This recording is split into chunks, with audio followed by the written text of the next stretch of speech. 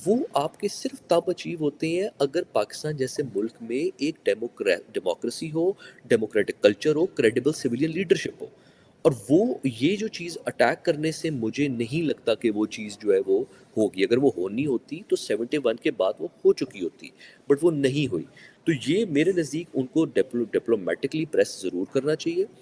But ये जो war वाली जो एनवायरनमेंट है उसके अंदर देखें, और यहाँ पे आई थिंक ये पाकिस्तान के लिए भी बड़ी ज़रूरी है कि देखिए जो अवाम पाकिस्तान की भी है, वो भी कोई अच्छे हालात में तो नहीं रह रही ना। महंगाई है, मुल्क बलूचिस्तान में आग लगी हुई है, केपीके में लगी हुई है। ये पाकिस्तान के अंदर से डायलॉग शुरू होना चाहिए कि यार हम किस किस्म का मुल्क बनना चाहते हैं। इंडिया को तो छोड़ दें आप, अगर पाकिस्तान अपने आप को इस्टेब्लिश कर सकता है कि जी हमें एक हमने सीधा मुल्क बनना है जहाँ पे इलेक्शन हो, उसके रिजल्ट के ऊपर गवर्नमेंट्स बने और और सर फिर गवर्नमेंट्स पाकिस्तान की चेंज हो, सुनता तो कौन वो है? पाकिस्तान किससे ये बात करे? आप मुझे बताएं ना, नाम अपने बता दें दफ्तर का। अपने आप से। हम किसके साथ जाके अपने आप से तो बात कर करके हम सिलिलिकी की बीमारी में मुब्तला हो चुके हैं, मैं खुद कलामी की मैं बीमारी में मुब्तला हो चुके हैं हम। देखिए, मैं हम मैं इसके ऊपर क्लियरली बात करूंगा। I speak with clear words on this.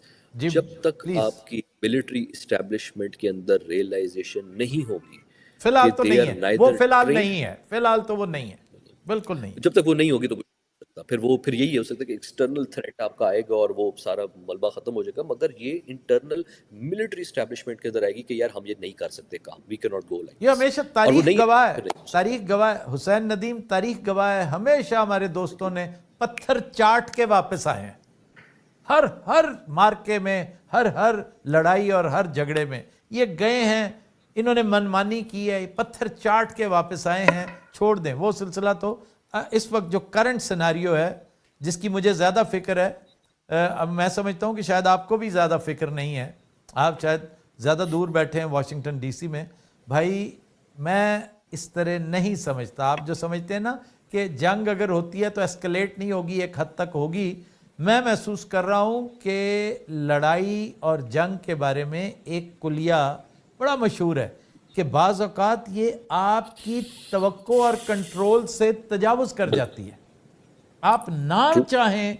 मैं कई दफ़ा ऐसी लड़ाई लड़ चुका हूं कि आपकी ख्वाहिश होती है और आपको यकीन होता है कि मैं इसको 5 डिग्री से ऊपर नहीं जाने दूंगा, वो 21 डिग्री पे पहुंच जाती है थोड़ी देर में। तो इसलिए एग्री। मैं इस जंग से इन खदशात को रख रहा हूं अपने अंदर।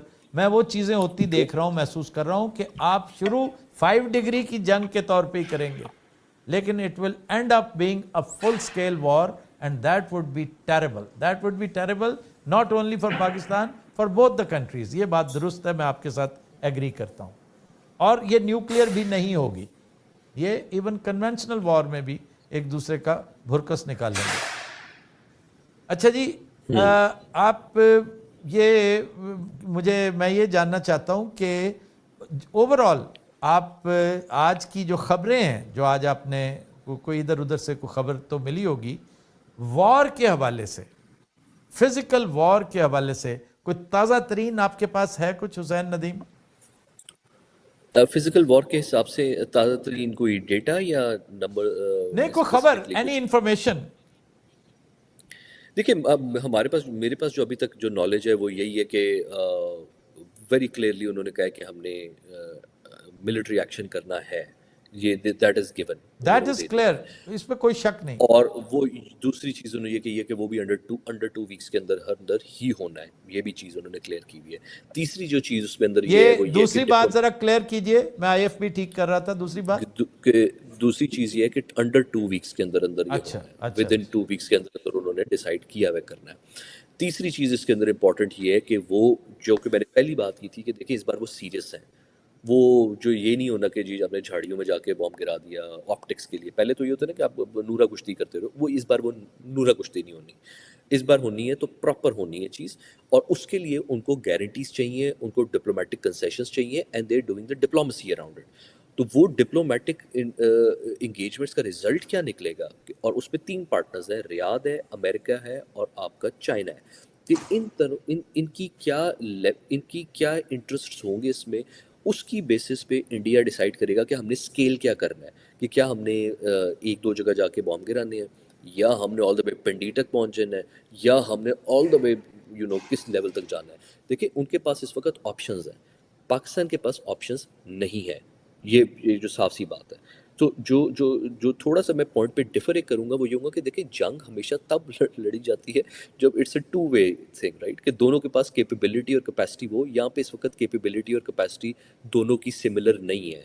तो यहाँ पे एक जो है वो अगर होती भी है तो मुझे लगता है it is gonna be not a very traditional one, कि जो कि बड़ा आपकी जिस तरह से यूक्रेन में या आपकी कहीं और गाजा वगैरह में एक लंबी प्रोलॉन्ग जंग चली थी, यहाँ पे लंबी प्रोलॉन्ग जंग वाला नहीं हो सकती। It seems like Miss Quinn went back to her father's place today. So her own family hit her. अच्छा, it will be इसकी very क्या targeted वजह for है? various aspects. हुसैन, ये बताइए इसकी क्या वजह है कि मेरी इत्तला के मुताबिक चंद कुव्वतें लगातार इंडिया को इक्विप किए चली जा रही हैं, इक्विप कर रही हैं। हार्डवेयर की बात कर रहा हूँ, हार्डवेयर की। आपने उन तैयारों की तस्वीर भी देख ली होंगी, कोई इंटेलिजेंस पिलफरेज और लीकेज भी ऐसी नहीं है जो बाहर ना आती हो। तो ये किसके लिए सारा सिलसिला कर रहे हैं? कोई दिवाली के लिए तो चीज़ें नहीं ना इकट्ठी हो रही। तो मेरी खबर तो ये है कि 26, 27, 28 ये, बल्कि 25 और 26, मैं तो आज का जो है ना, मैं आज भी इसी खदशे के तहत बैठा हूँ और मैंने अभी टेक्स्ट किया है अपनी टीम को कि इधर उधर सिचुएशन जो है पूरी की पूरी उसका कोई नो हाउ लो और हमें बताओ, और अल्लाह करे, अल्लाह खैर करे ताकि हम कंक्लूड भी करें आज की ये गुफ्तगू। लेकिन आप ये बताएं कि आखिर क्या वजह है, इंडिया को इक्विप क्यों किया जा रहा है इतना ज़्यादा? देखिए आपने अगर पत्थर भी मार रहे हैं ना पाकिस्तान पे, या पाकिस्तान इंडिया पे पत्थर भी मारना है, तो उसके पीछे तैयारी पूरी करनी होगी आपको।